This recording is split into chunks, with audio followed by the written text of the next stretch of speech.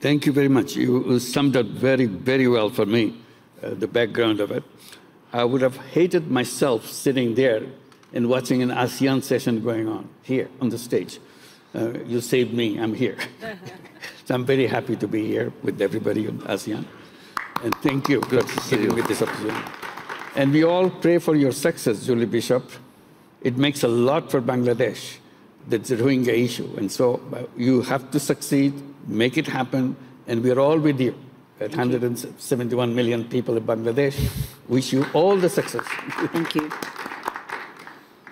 And I was talking about whether Bangladesh should be part of ASEAN, and as I said, I will hate myself. I consider myself personally as a part of ASEAN. It goes for a long time. It's, because when I started my work, the first country that adopted our work was Malaysia. Amana Ikhtiar, Malaysia, and next to your constituency. Anwar has become a very good friend since then. We have been very close, and enthusiasm that he showed in our work, as a result, is spread. The whole idea of microcredit is spread all over Malaysia. And that was the beginning of the idea of microcredit going out of Bangladesh. That's the first country. So that brought me so close to Malaysia, and it became stronger and stronger relationship with Malaysia. We feel extremely well connected together. So I don't see why we cannot be together in ASEAN. And my friend, Prime Minister Anwar, has already assured me that somehow we will become a part of ASEAN, starting with the dialogue partner, which is available, hopefully, because emotionally we're so close to make it happen. And then came Indonesia, next to Malaysia. This is the Karya Usaha Mandiri. This is a microcredit replication in Indonesia. So Indonesia became very close to us, working together, village after village, island after island. So I cannot see myself distancing from Indonesia. We're so much part of Indonesia, so personally happening. And Vietnam, almost every single women leader in Vietnam came to Bangladesh to study what we are doing and bring it to Vietnam. We did our program all over Vietnam. So personally, we're already part of ASEAN. We cannot take it away from us. We have to accommodate us into ASEAN. This is something that we have to work together. So this is what we're looking forward. I'm very honored to be here along with everybody else from ASEAN speaking today. The point I wanted to raise with ASEAN is a part of ASEAN, emotional part of ASEAN. It's a wonderful group of countries moving forward, very confident steps. Future looks very bright. But the question that I've been raising in Bangladesh, and I want to share it with also ASEAN countries, what kind of future that we see for ourselves as a region, as a country? Do we follow the same footsteps that the West has done as a success and same development paradigm that we have learned? And I'm always saying, no, that's not the way we should do. We should create our own way of what we see as a development, as a future of our countries, and so on. One of the things we said, all the issues and definitions and the concepts that we have adopted from the Western way of looking at it, can be redesigned. And that's one of the things is the whole banking system, whether banking system should remain connected with the people with money. Can it be redesigned to bring it to people who don't have money, starting with that? And that's what the changes in the microcredit came as a change for that, addressing that, challenging the whole banking system. Banking system has to be redesigned. And that led to us another issue which we want to share with ASEAN.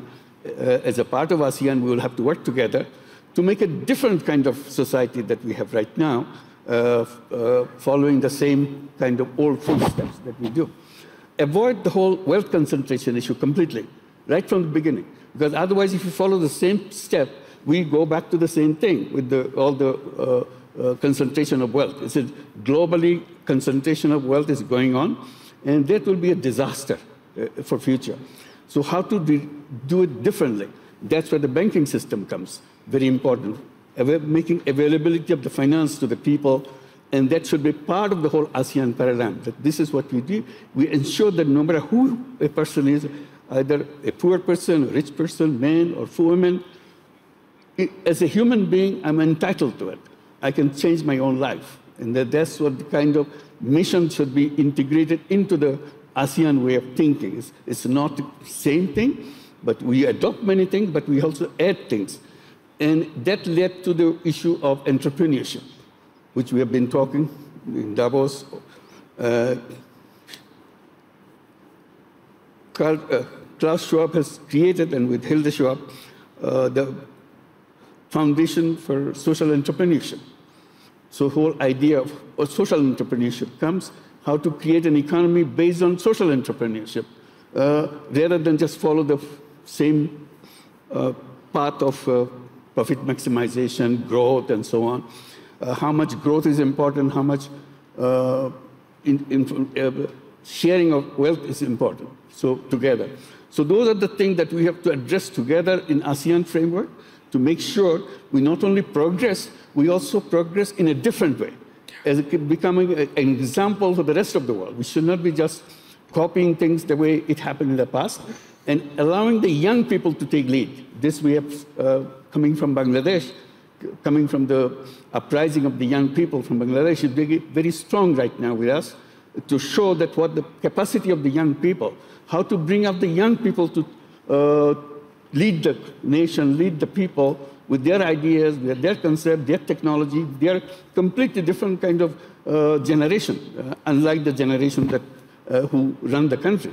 So how to make sure we adopt them, bring them forward, so that they can bring their ideas and leadership and concepts to impact on the economy and the society as it together. So those are the issues that we want to raise it, and we'll be very happy to join ASEAN. We are waiting for it very eagerly, and we want to do a job which will be something for the world to see.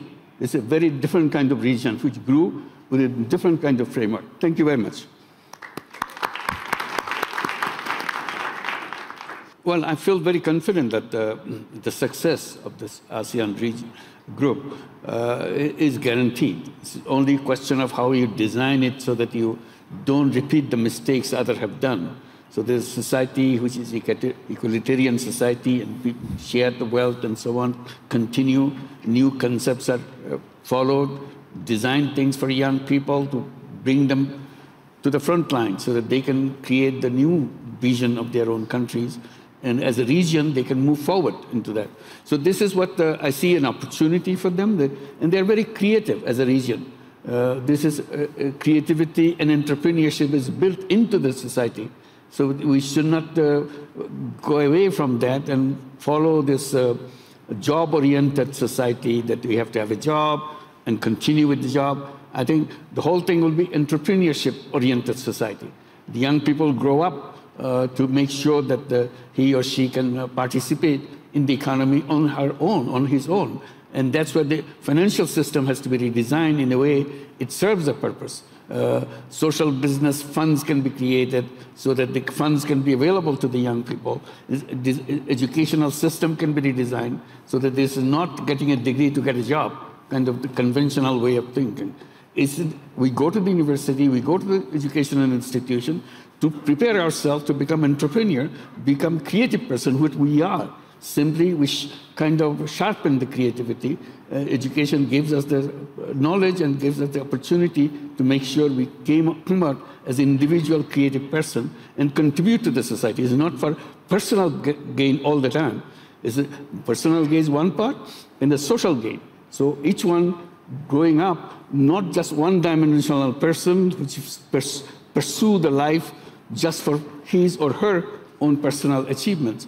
So it'll be something part for yourself and part for the community, society that you belong to, so that that society becomes better society after what you have done. Thank you. Thank you. Thank you for those wonderful words at the end. Thank you so much to this great panel. I think we know a little bit more about not only ASEAN, but also the possibilities in the years to come. It was a great panel. Give them a big applause. Thank you.